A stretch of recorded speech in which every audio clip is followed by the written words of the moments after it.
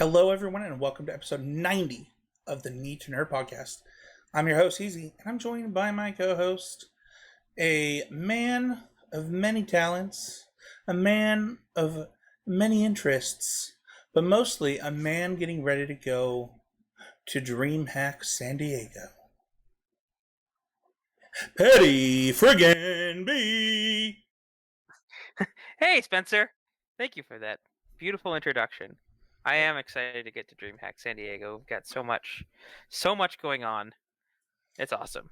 I've already had 3 people ask me to have dinner at DreamHack San Diego, and I'm like, I don't know.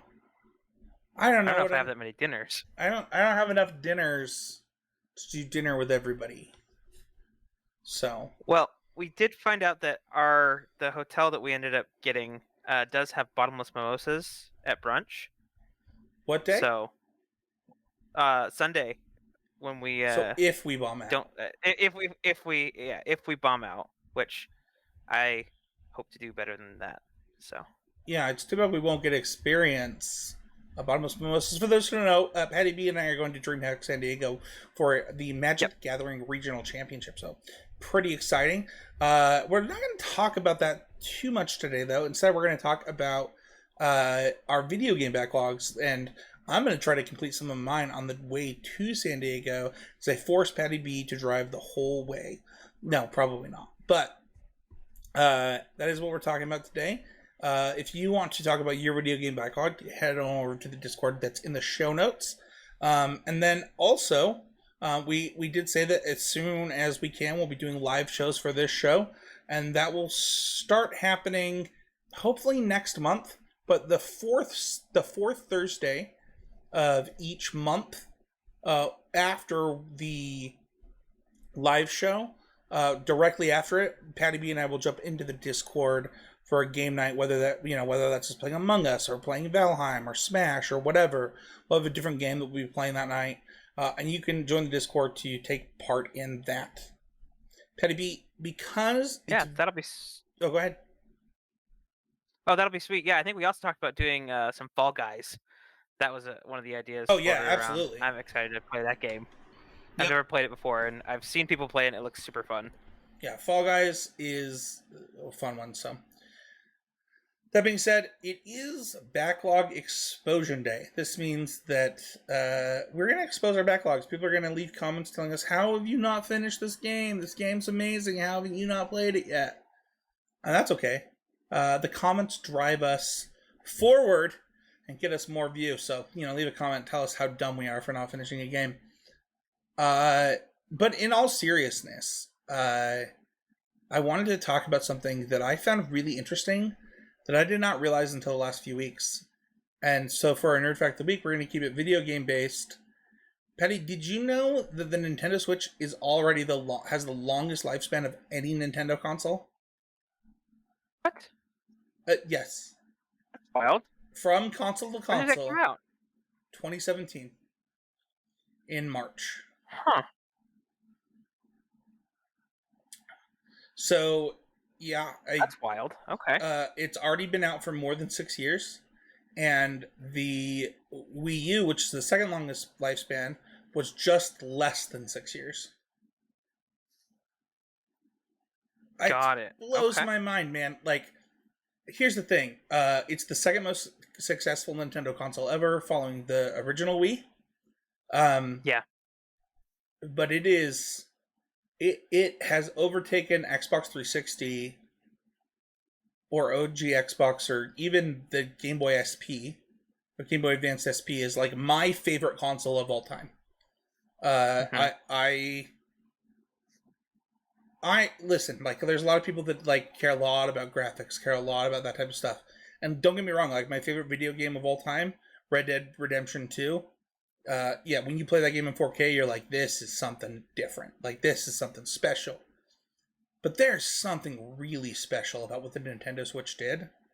And there's a reason that it is, still selling so many games, so many consoles still, even though people are sure that we're going to get the next version soon. Right, and I think I kind of associated the Wii U and the Wii together for Nintendo, right? That there were so many years of Wii. It was a little hard to believe at first, but no, yeah, you're right. That is a fact. That it Fun is the fact. longest lifespan of any Nintendo console. Fun fact. I went and bought our family a Wii for Christmas one year, and I thought the Wii U was literally just the tablet thing, and that was the only Hmm. difference, and you just had to buy the tablet for it. So I bought a Wii, and I was like, I'll buy this tablet later. Like, we'll go play some Wii games.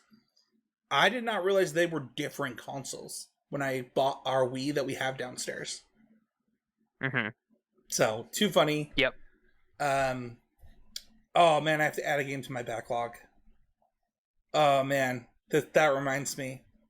That reminds me. Oh yeah. Yeah, Okay. I'm gonna expose myself real hard on this one, Patty B. We are like oh, trying to think of the movie. I think it's Emperor's New Groove, maybe, where it's like, you want to buy a sun? Oh, it's Hercules. You want to buy a sundial? Yeah. We're getting exposed here, and it's gonna be okay. We'll get through it, Spencer. So, I wanna quickly say like, eh, well, no, let's move on. Let's go to the main topic. I think it's really cool to like just want to give a shout out to the Nintendo Switch and kind of what it's done for video games. The fact that people are so willing to buy like a port of a video game they've already played so that they can play it in handheld mode in like their car on a drive to Vegas or like just in bed. Like it is what the Nintendo Switch did out of this world. Just A plus Nintendo. Like you've always crushed handhelds, but the fact that you were able to turn uh like invent the hybrid console was sick. So For sure. this week is exposing our video game backlog.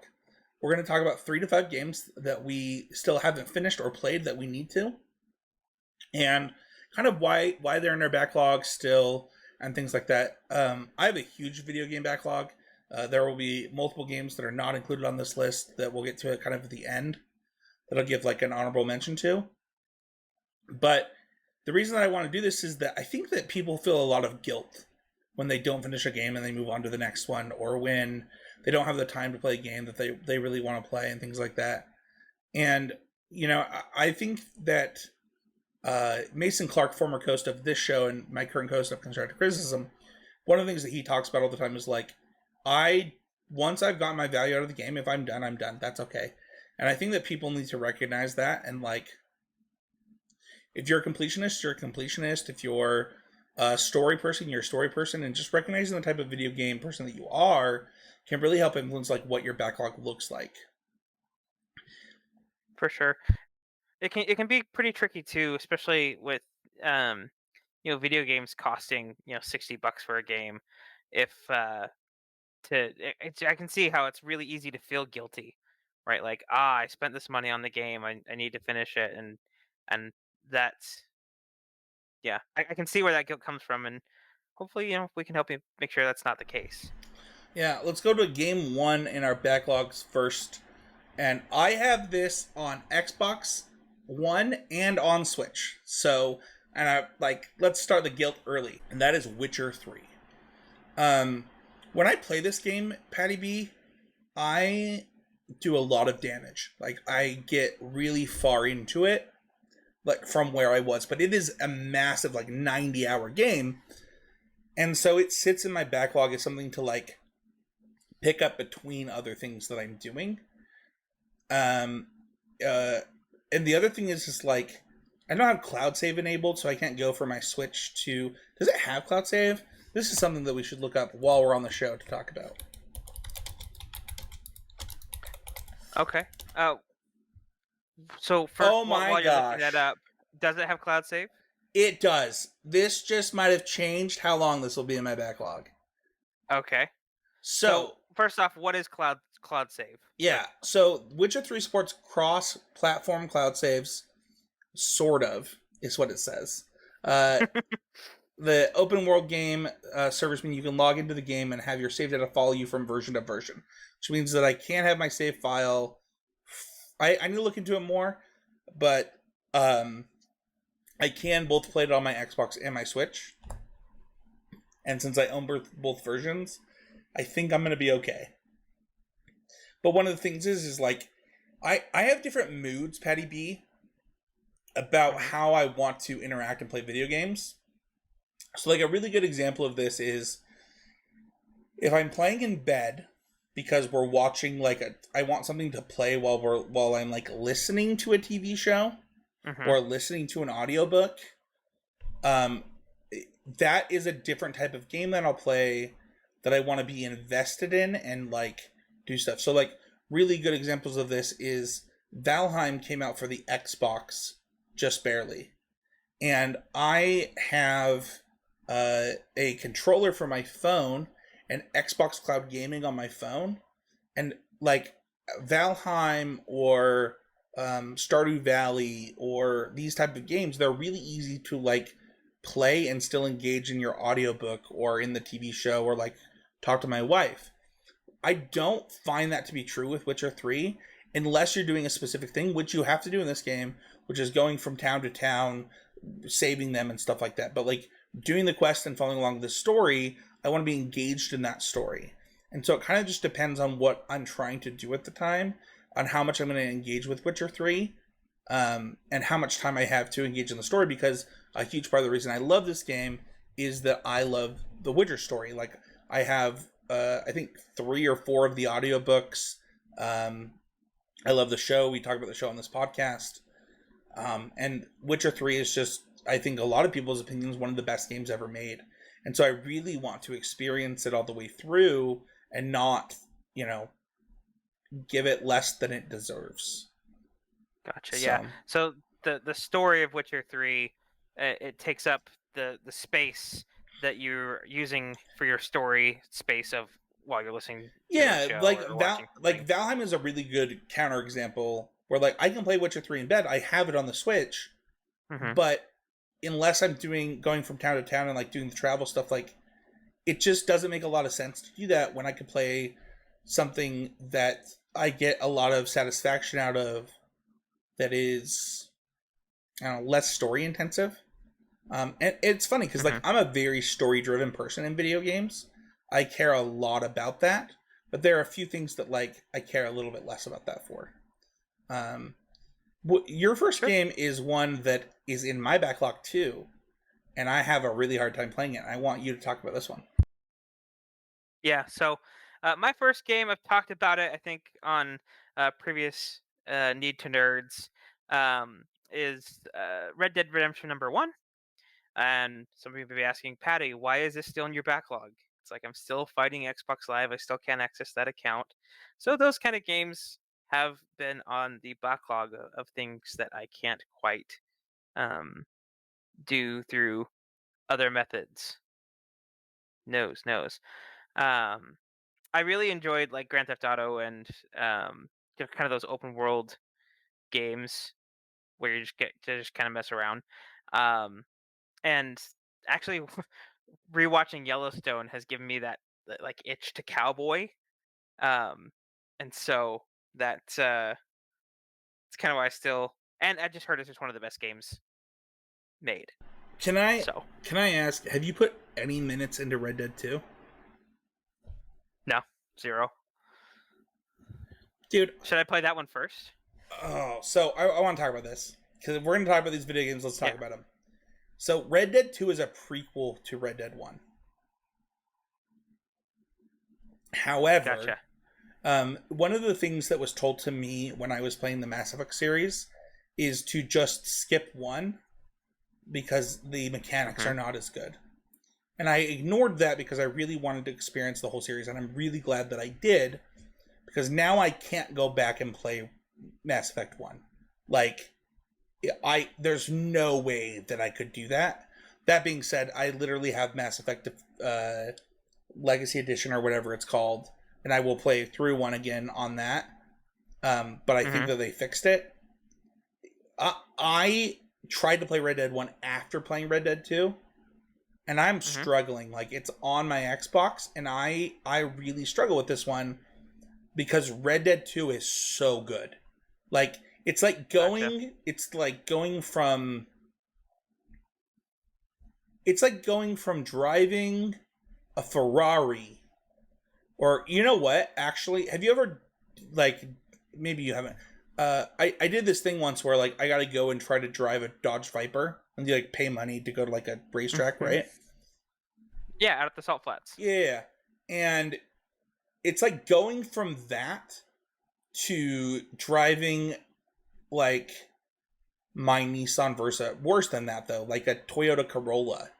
Like it is so unbelievable in the differences on just how it feels that I'm really struggling with it, which is funny because like one of my favorite parts of the game that I don't want to spoil for you happens at the Mhm. end, which is like right before, like, as it catches up to Red Dead 1. Got it.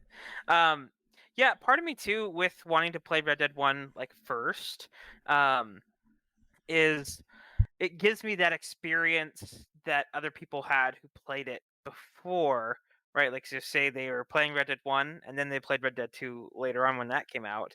It gives me that, like, that shared experience. So even though the combat may be worse, even though it's, there may be some things mechanically, um, I agree. there's part of me that like cares about having that shared experience with folks. I think you're doing it the right way. I think I did it the wrong way. Like somebody was like, "Hey Spencer, you should." It was actually a Magic tournament. I won a bunch of prize money in store Hmm. credit to a store, and I like it was at the time I was sponsored and didn't need cards, and I was like, I don't know what to spend this on, and somebody Hmm. was like, "Hey, have you played Red Dead 2? I think that it would be like one of your favorite video games of all time." And I was like, "No, but I haven't played Red Dead 1." They're like, "It's actually a prequel. You can just play this one first." So I think you're actually doing it right. So Cool. I love it. Uh, What's your game two? yeah. So for me, the game 2 is one that I should grab my Switch really quick. Hold on. Sorry, I wanted to grab my Switch so that I could talk about like when I say like it's in my backlog or that I've been playing it. Excuse me. I want to be clear like what I mean by that. So, for example, so I think this is only counting this Switch and not transferring the save file. Um, I'm actually positive on that.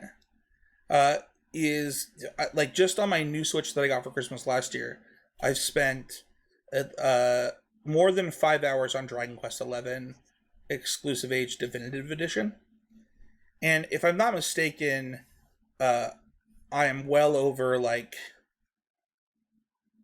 I want to say I'm over 20 hours on the game. Um, I might be over 30 hours on the game, and it's just one of those things where like the game is so big and so long. It is one of those games that I can play in bed because I can level up my characters really easily. It has auto combat, it has a lot of the features that I really like that let me do that.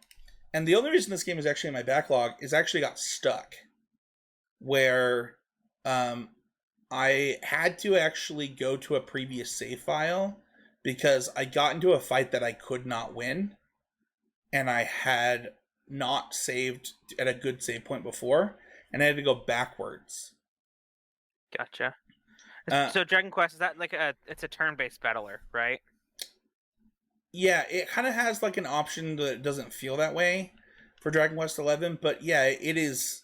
Okay. Have you played any of the Dragon Quests? Mm-mm. Yeah, it's like a classic JRPG Okay. turn-based game. Um, and there's actually one of the most popular videos here on this YouTube channel, and Paddy B, I encourage you to watch it, is Mm-hmm. my review of the Dragon Quest XI demo. There's a free demo that let you play through quite a bit of the beginning of the main story, and then it transfers your save data over if you like the game. So like That's sweet. if you buy the game, you just take it takes your demo data and moves it right over. And That's on convenient.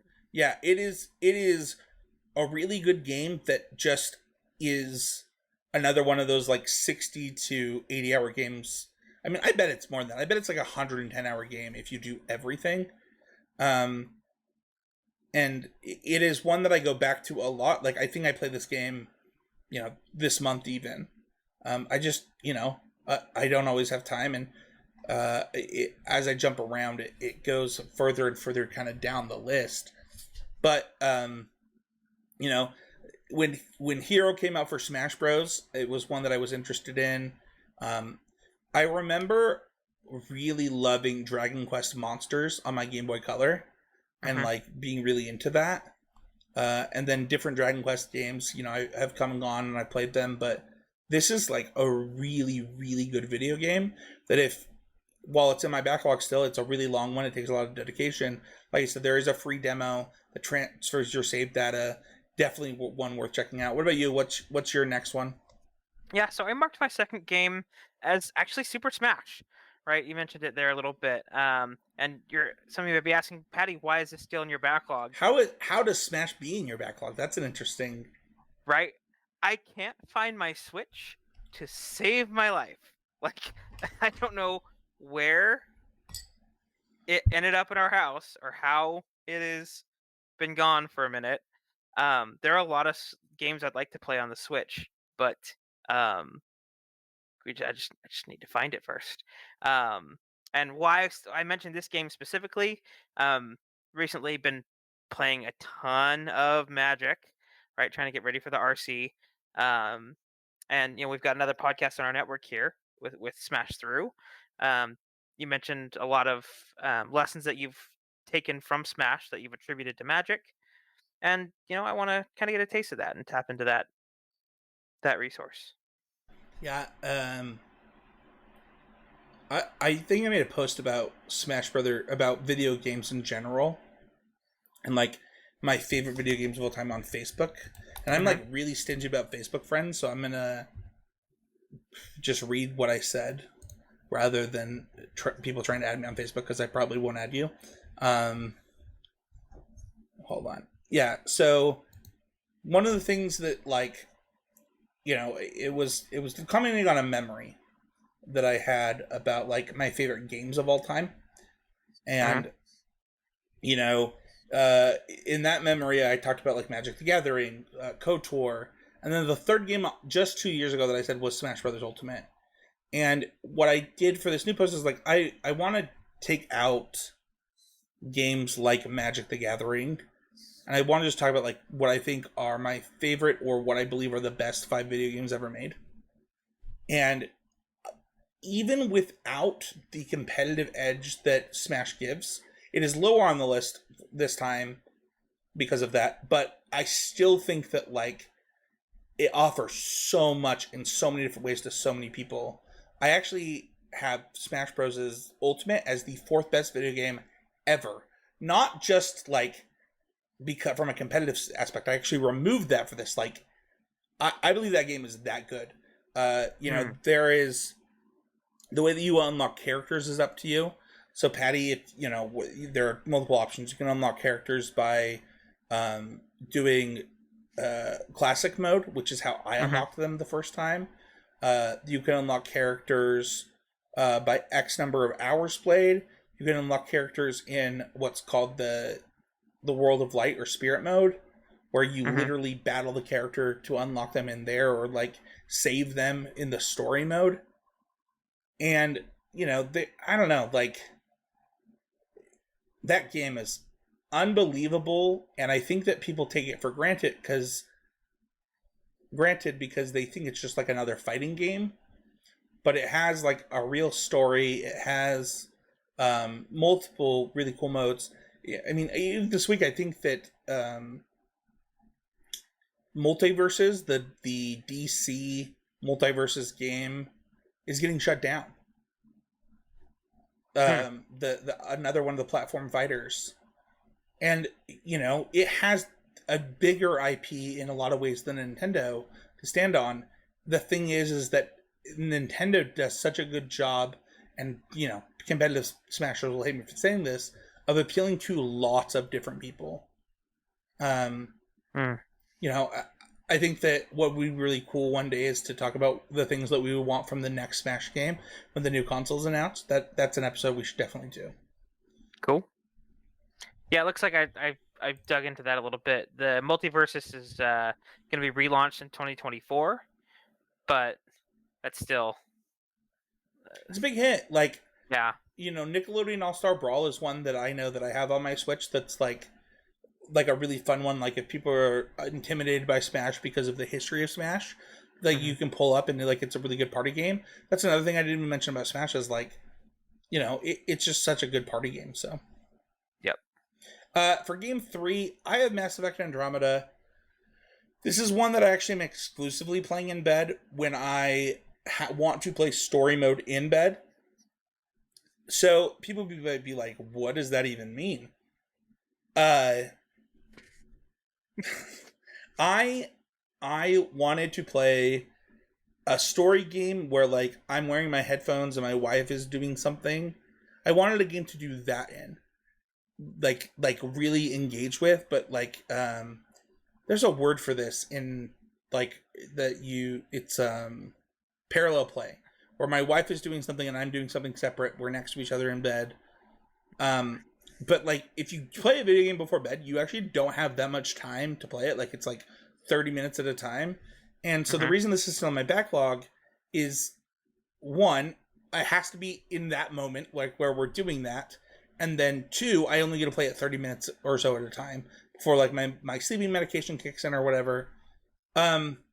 I will say this though, because I know that I wanted to do a review for this game for the YouTube channel after I did my big, my big series on the trilogy. This game is not as bad as people say.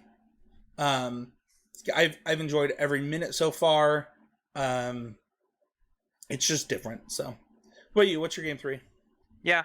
So my game 3, actually, it ties in. The reason I still want to play it is they recently had a show come out on HBO Max for it, and that's The Last of Us. Right? I've heard a lot of great things about this game.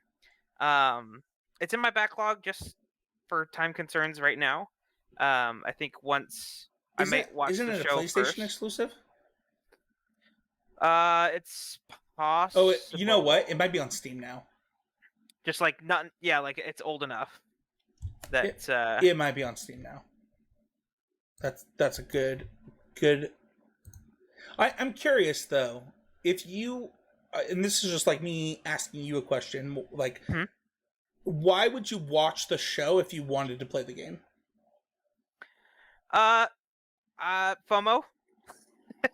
I I am not haven't heard watching of. the show because I want to play the game.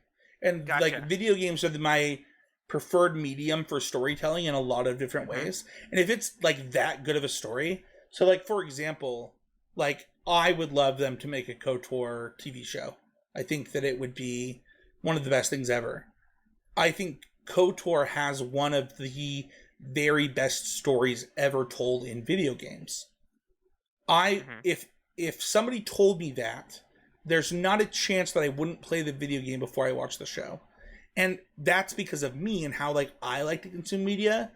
But the reason I'm not watching, and behind the scenes, Paddy B sent me a text that I did not respond to. It's like we should review Last of Us, and I didn't respond because I was like, no, we shouldn't because I want to play the game, and I'm gonna buy a PlayStation 4. So I'm literally just not watching the show. Like that's not Gotcha. happening. Okay. Patty B just learned this live, but that is actually I why I did. didn't Yep. respond to you. I Is see. I'm actually shocked that you want to watch the show if the whole premise of the video game is how good the story is. I don't know. I also haven't played the game, so I don't know. Spencer, Maybe I it doesn't think you matter. Spencer, I think you underestimate my love for Pedro Pascal. I think that you underestimate my love for Pedro Pascal. Fighting words, we've been exposed. No. Yeah, I don't think it doesn't bug me as much. I don't know. Like I I really don't mind it. Because I think either way, I think it might be backwards compatible enough where um I can say, oh, they did that here, oh, they did Yeah. that here. Like it goes both ways, I feel. Yeah, I could be a total snob here, and I just want to appreciate it through its original medium. hmm For what it's worth, Red Dead Redemption probably would be an insane TV show. Like, straight up, probably would just be Cool. insane. Last of Us is $60 on Steam right now, and you can get the deluxe version for $70. So Does that have one? That's just one? it is just part one. I Okay. think part two is PS5 exclusive, isn't it? It came out in 2020, so it should be available for PS4. Isn't that when the next gen consoles came out?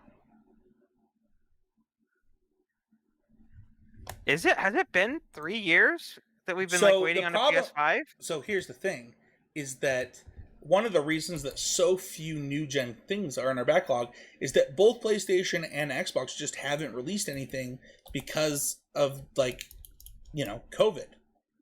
Mm-hmm. No, it was pushed to the PS4. It's on both.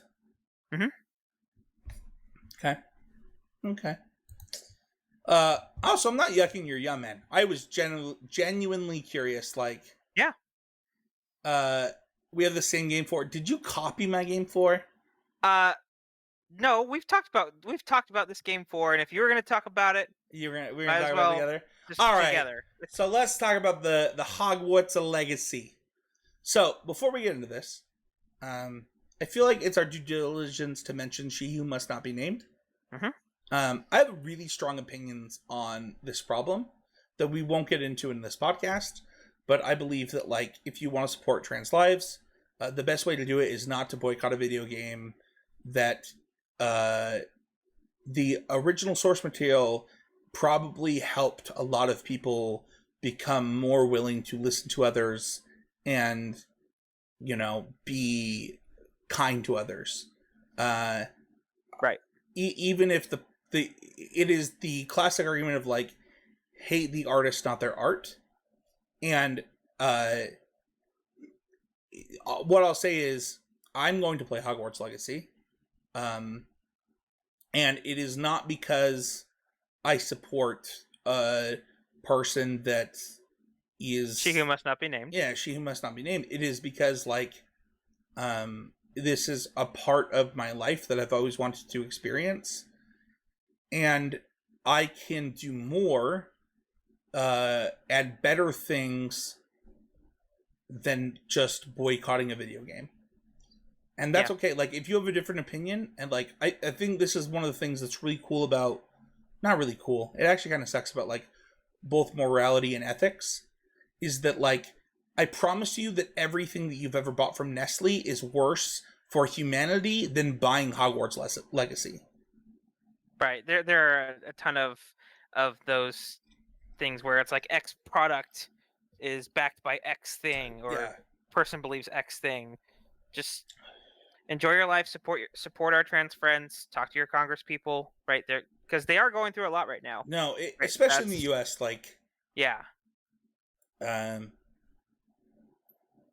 it's a lot, and we have as people that play Magic the Gathering, we have a lot of trans friends in the Magic community here local in Utah, and so one of the things that I also say before we talk about the video game is I would encourage listeners to you probably know someone who's trans, even if you don't know it, and figuring out who those people are and ask their opinions on what can I do to help. Because being such a minority where they're less than 3% of people, they have no voice at all. Nobody within politics or within, not just in the U.S. by the way. This is worldwide. There's just not a voice for these people. So we should do what we can to support them. That being said, why is this in my backlog? I didn't have a job. I couldn't buy it yet. This is a different reason than it's in your backlog, but I couldn't justify spending this much or the time to play it, and especially because I will probably play it with my wife because you probably will too. Yep. So we'll take turns. It is simply in my backlog for I didn't want to spend this money right away. I also had a moral dilemma if I really wanted to buy the game. And then now we're just at the point where it's I do. What's cool is that I don't have to make a video about this for the YouTube channel. I can just play it. The hype has died down. The controversy has died down. Mm-hmm. I just get to play this with my wife, and I'm really excited for it. I also was kind of turned off from the game. The number of people that were joking about committing hate crimes really turned me off to this game in a lot of ways too. I think I posted this to either Twitter or Facebook, but like, I don't think jokes about like just murdering kids is funny. And the number of people that wanted to do that in this game or joked about doing this in this game was really weird to me. Like, I want to go write a hippogriff. Like, are we for real? Like, holy crap. I want to write a hippogriff. The bestiary, like the fact that you got to build your own like a suitcase full of, you know, animals and like getting to explore the different common rooms and like stuff like that. I don't know. The game seems hype as all can be. What about you, Paddy B? That. Speaking of the common rooms, that was actually one part of this game that was actually like I think a net positive, was just like all the TikToks about the different common rooms and what, you know, what people would be doing in there, like Hufflepuff's the stoners, you know, Slytherin's where the party's at, and just Ravenclaw has the potions. It was a great time on TikTok with that. Potions. Yeah, potions. For sure. I didn't realize how much of a Ravenclaw I was until those memes came out. I was like, oh, I am a Ravenclaw. Oh, yeah, that's me. Yeah. I am a Ravenclaw. I knew I was a Ravenclaw, but I am a Ravenclaw. Yeah. Yep. You're a Hufflepuff, right? Gryffindor, yes. Yep. And how Gryffindor is just kind of left out. Yeah, they're not invited. They're not tattletales. They don't get it. Exactly. Let's help on my potions. I gotta ask, is Shelby Shelby, for those who know, is she's a Hufflepuff too? Mm-hmm. Oh man, my wife's Hufflepuff. I'm so alone. I'm like on an island here. It's okay. We love you. That's you know. I mean, you guys love everybody. Okay. That's not special. I'm not special. You are. Well, you are special, but for different reasons. You say that to everyone. You're a Hufflepuff. Can I ask, like, this was a game before the controversy that we talked about on the show. Mm-hmm. And I gotta know, like, you weren't on the show when like this game was announced. It had like a multiple delays. What most excites you about getting this game and like playing it? And you know, one of the things we can talk about, the reason it's not on your backlog, you don't have a next gen console. You literally can't play this game till May anyway. Yeah, no, I can't play this game yet. I'd like to, and ironically, we've kind of swapped spots. I'm now currently unemployed. So that's also a reason why I'm not buying. When's your birthday? A video game. December. So we're a ways out. That's a worse birthday. It can be. It's been interesting. Don't pretend it's not. Being 5 days after Christmas is not. What I gotta ask though, like, what is my family did? To be fair, my family did what they could. So I kind of treated St. Patrick's Day, since you know Patrick. Yeah. Kind of as a second birthday, just because I was Patrick and it's super special. So we're doing a birthday for Maxwell this summer because his birthday is in December, and like it's just not fun. Like it's not. It is unreasonable on us as parents to like do a birthday and do Christmas and do like it's just too much. Yeah. And then also like it's not fun for Maxwell. Like all of his friends can't come because like they're doing different holiday parties all the time. I mean, obviously you know, but you didn't answer my question though. Like, what about this game excited you? Like, what are you really excited to dive into? Just exploring Hogwarts. Like, I think for you said it. Like, I want to ride a hippogriff. I want to go and check out Hagrid's area and explore the haunted forest. Like, there's just such a it's made for this open world style of game, and that excites me. I hope that there be in that world. I don't know enough about this game, but like if there is not Quidditch matches, I hope that there's a full DLC for Quidditch seasons at the school where like you get to try out for the Quidditch team, make the Quidditch team. Like it's a whole nother game, but like I think that'd be like the best version of DLC for this game.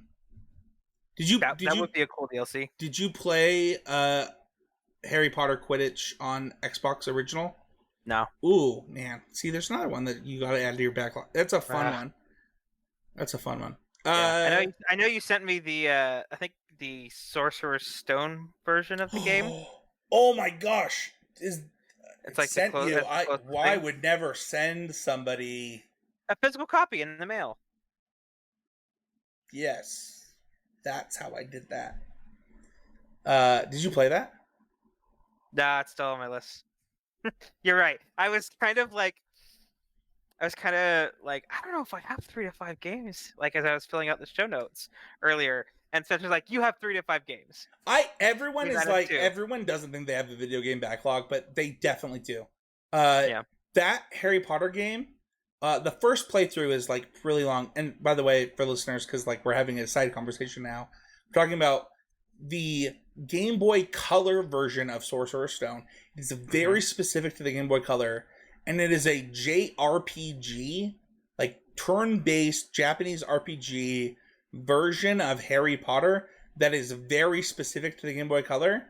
It is one of the best video games ever. I actually have it.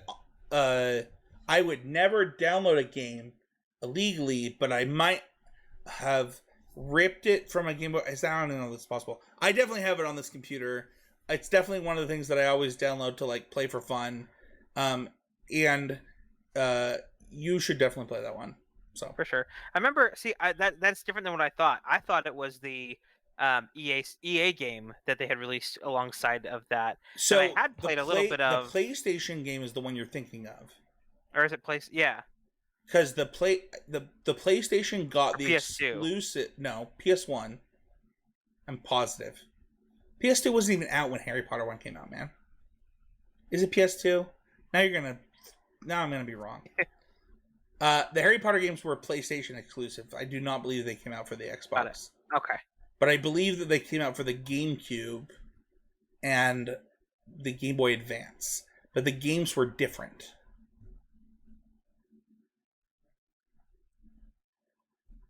Gotcha. Okay. You're Googling it. You got to tell the listeners. Sorry. Yeah.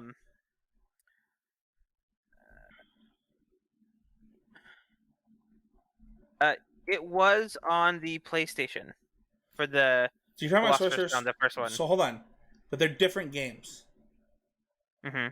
I'm telling you, the version that I gave you a hard copy of is it's a different game. It is a different game. Got it. Okay. Okay. Let's talk about our game fives. Mhm. I had a really hard time picking my game five. My backlog's really big. I'm picking Mario Galaxy. Okay.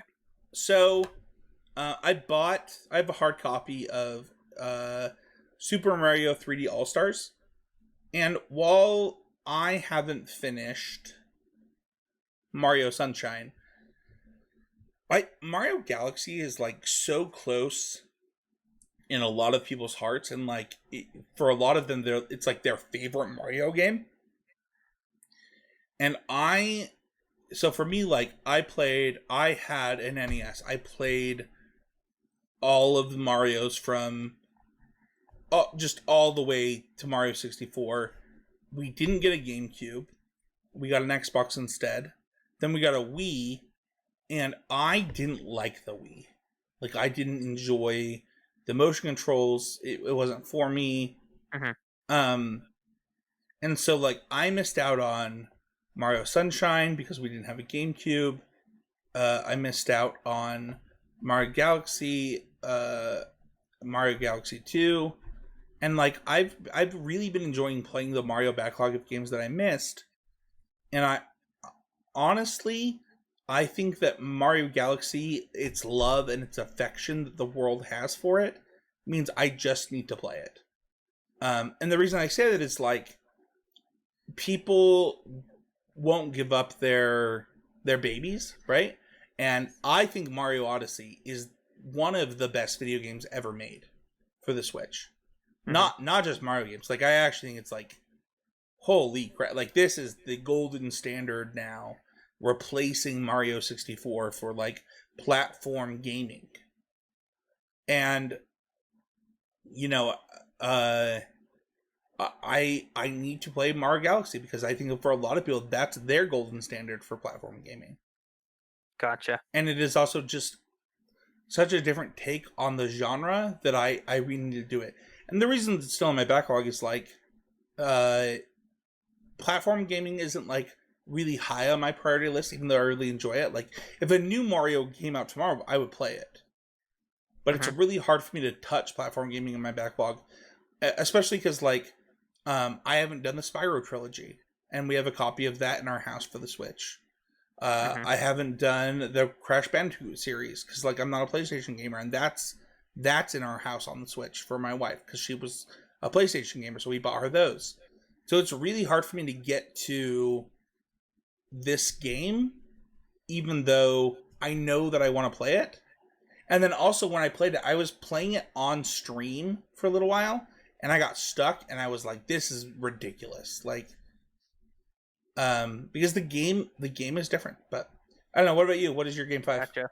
Well, this one we've talked about a little bit on the show too. Is Pokemon Ruby, and it's still in my backlog because I have no good reason. I've been exposed. There's no reason why I should not have played more of this game, and maybe I'll take some turns while we're driving to play some handheld gaming. Do you? I've heard it's one of the better Pokemon games as well. So that's oh my gosh, my son erased my file of Pokemon Omega Ruby and Alpha Sapphire literally today, and no, it doesn't bug me. Like, I just recognize the fact that my kid's more into Pokemon than I am. I'm letting him erase my save files because the Switch, while having that, he doesn't understand that like the cartridge saves the game back then, because like to him the save file is on the console. So he doesn't understand, and like it's not worth the fight. So like I let him erase Sun and Moon. I let him erase Pokemon X. That one actually hurt. You were close on that one. I think you had talked about like finishing that game. No, I've beaten that game. You beat it? Okay, cool. No, like I lost my Greninja. I lost my. That one hurt. Sorry to bring up some painful stuff here. But like I'm letting him replay Sun and Moon. Like I'm okay with him doing that stuff. What's funny is he actually asked to play Soul Silver, which is the most expensive Pokemon game you can buy used. And I was like, you absolutely cannot play this. I haven't beaten it yet. And also you will literally never, you will have to save up your money to buy this game to play. Like you will literally never get to play this. You will buy your own copy. When you're able to buy your own copy, you can play it. Yeah. You're not erasing my save file. For what it's worth, in my Pokemon rankings, I have. They're so weird. I think people will just call me a boomer, and that's fine. But like, my number 1 is Ruby, Sapphire, Emerald. The only thing that comes close to it is actually Legends Arceus, like the new game on the Switch. But Ruby, Sapphire, Emerald, like does this thing, Patty, where you get all of the best benefits of the GBA without, I don't know, having to go backwards. It is not a game I replay a ton, but like contests were amazing. There's like multiple game modes. Man, I'm gonna play this now. You actually just like messed me up. My whole backlog just like dropped. It got shifted down one. Dude, so one of the things that happens is I actually play Fire Red every year. Okay. And like I just do it as fast as possible and just play it. Yeah. That game is just like gets the benefits of this game. I'm also really glad that you said Ruby or Sapphire instead of Emerald, because while the Battle Frontier is cool, I actually think the contests are the coolest entire part of this game, and really makes you balance your move set as you beat the story to both beat contests and trainers. So yeah, that's a good one. I'm jealous. I'm jealous, and then I also I'm gonna go grab my Retroid Pocket 2. I actually was gonna give you my Retroid Pocket 2 before this podcast, I was literally going to hand it to you. Now I'm wondering if I'm going to do that. Oh, okay. Well, Well, I actually am still going well, to do that. bring it to San Diego. Okay.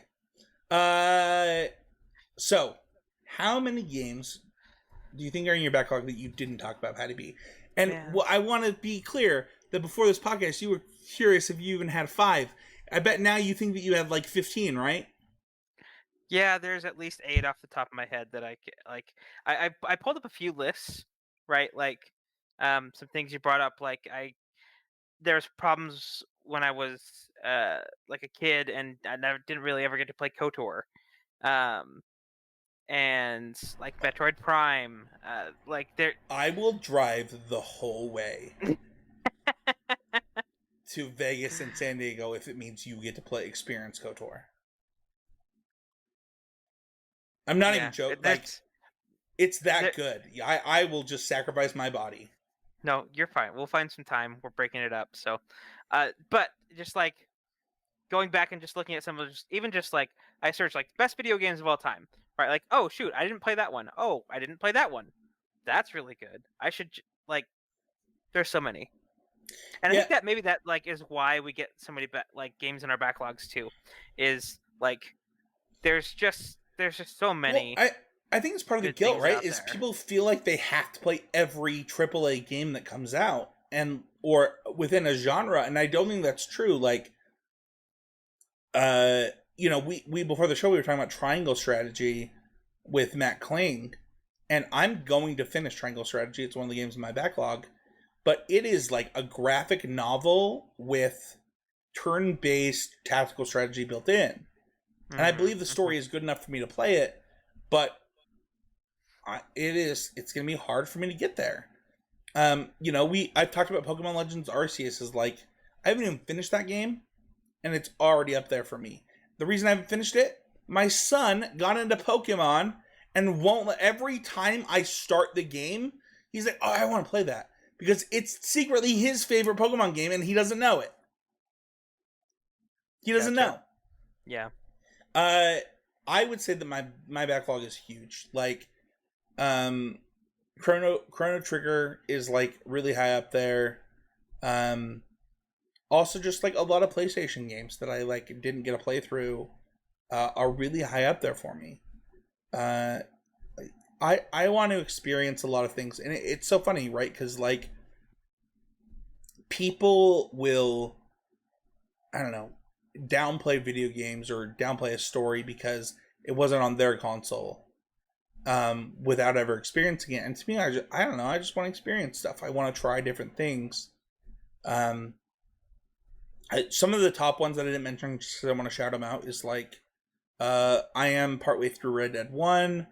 I don't even know if you can beat Stardew Valley, but like it's one of those games that I is still in my backlog to like keep playing. Uh, I want to get as far as I can in Ring Fit Adventure for the Switch. It's like a workout game. Um, and then I don't own a PlayStation, but I might buy one just to play the Spider-Man games. Like straight up, they're not in my backlog because I don't own a PlayStation, but like I might literally buy a PlayStation and play these games. Um, yeah. Any that you For want to sure. shout out? Um. Yeah. So like I God of War the recent ones like Ragnarok things with him and his kid, like that's been kind of interesting to me. I'd never played one of the God of War games. Um some of the older like PlayStation games I didn't I we all know I like grew up in a very religious household, didn't get to play many rated R games. Um M games. sorry, M I games, didn't you're even right. play M M for games mature. either. Yeah. Um and I don't know if the Uncharted games were, but that was one a series that I thought I'd have lots of fun with. So um, some things there. More recently, what looked interesting. It was Ghost of Tsushima. I think that's another PlayStation game that just like um, was really highly rated. That just really haven't had the chance to play. It's on my backlog. All right. Patty B doesn't know I'm going to do this. I'm going to ask our listeners to expose their video game backlogs. I want you to post the 5 games in your backlog that people will be the most surprised about. And then I will give out $300 on an Amazon gift card. That is enough to literally buy a Switch to the person of my choosing. I'll choose them. I'm gonna. It's my money. Yeah. Leave a comment on the YouTube video. So if you're listening on podcast form, head on over to the YouTube channel. Leave a comment on this podcast. I want to see people's video game backlogs. I think that, like we said, there's so much guilt. One of the ones that I didn't mention, for example, that I actually was waiting for is like Mega Man Battle Network has like 6 games, and they just came out on the Switch. I think this month or last month, and I'm gonna go buy a hard copy of that and like play that. So like whatever it is, I'm gonna personally judge your backlog, and then whoever I think is the spiciest backlog, you know, I'd love to give you $300 Amazon gift card, and maybe we'll even have you on the podcast to talk about like your progress on it. So That'd be sweet. If you also want to leave a YouTube comment suggesting a topic for the next topic for the podcast is like a pretty huge help. We're supposed to do a podcast meeting every 2 months. We missed the last one, but next week, Patty, we're gonna sit down and talk about like the things we're excited about for DreamHack, and then we have to sit down, on our way to Vegas and like break down like our next one. But if we had some YouTube comments that would really help us know what the listeners want to hear about, the type of things that they want to do, maybe there's a new series they want us to start, maybe there's all kinds of different things. So Right. I mean, we go off of the things that we're enjoying and that we are interested in talking about, but we also want to hear from you, right? That's important to us. So if people want to tell you how ashamed they are that you haven't finished Pokemon Ruby, where can they do that? they can do that on my Twitter at Paddy B MTG. I would love to hear everything I need to get into and play, and let it come. I'm ready for the shame bell. Shame. Yeah, you can find me at Spencer13H. You can find the podcast at NewTurnerPod, and then the parent company at Heezy and Media. Like, subscribe, review. Those are the best ways to support the show. Yeah, that is going to do it for this week's episode of the Need to Nerd podcast. Patty, I'm excited to just play video games now. Like, I literally, I'm going to tuck my daughter into bed here in a second. And then I'm going to play a game after this. So thanks for doing this episode with me. Yeah, of course. That sounds good. It's kind of been show season, so yeah, talking about video games kind of gives me that itch too. So, all right. Thank you everybody so much for listening. We'll see you guys all next time with another episode of the Need to Nerd podcast.